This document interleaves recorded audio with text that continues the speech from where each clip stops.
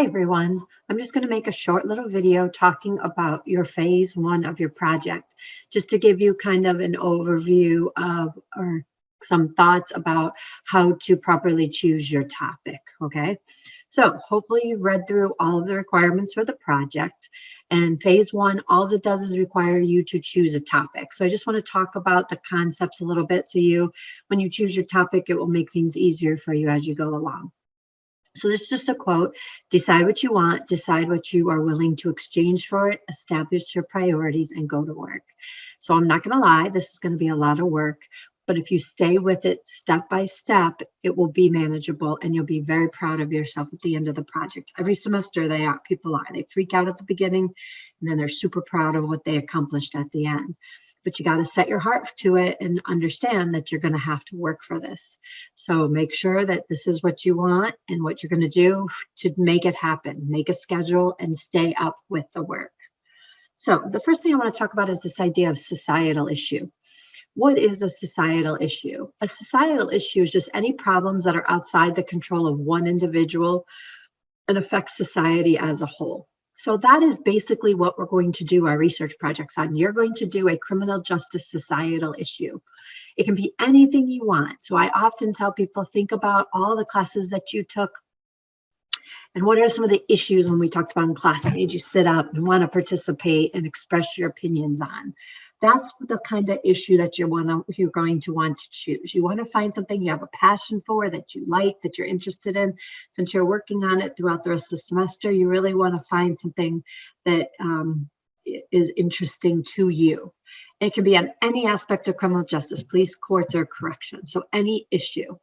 Now, some examples could be, I give you a whole list in the project requirements, but it could be drunk driving, it could be drug use, it could be euthanasia, it could be serial killers, it could be the pandemic, because there could be criminal charges for not doing certain things. So it could be anything that you view as a societal issue that you find interesting. Once you think about your issue, you have to think about at what geographic area are you going to look at.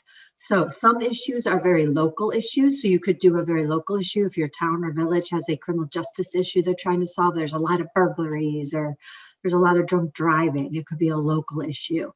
It could be a state issue. Not enough state troopers right now. What are we going to do about getting more state troopers? It could be a national issue like drug overdoses. It could be an international issue like sex trafficking or terrorism. So you got to kind of think about what geographic level you want to look at, what you're going to focus on for your problem. So just think about it. So if you're talking about sex trafficking, you're probably talking about international. If you're talking about DWI, you're probably talking more of a local type of issue. If you're talking about school violence, maybe that is a national issue. Maybe that's a state issue. So really think about your geographic area. Now, we already talked about this, stakeholders. When you think about an issue, you have to think about who does this issue actually affect?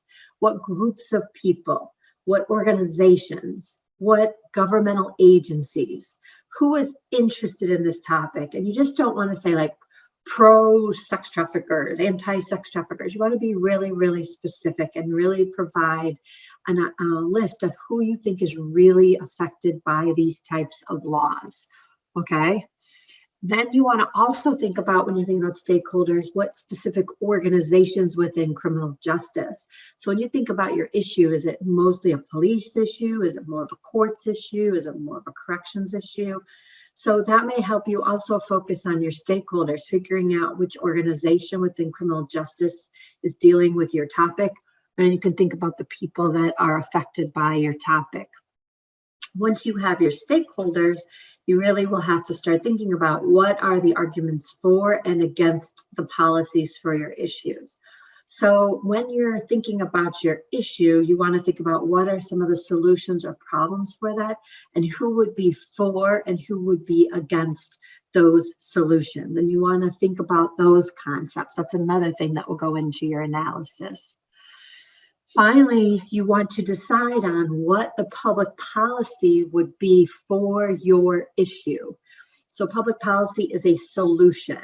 So when you're thinking about your topics, what sort of solutions do you like about that? Maybe it's school violence, and one of the policies is increased gun control, or maybe it's the opposite. So whatever it is, think about what public policy or solution are being proposed for that issue, if you know yet. But those are just things to start thinking about. Okay, so if you start thinking about what could be public policy for sex trafficking, a solution, maybe stricter requirements on travel and visas and who can be transported across lines, things like that. Increased public policies for pandemic.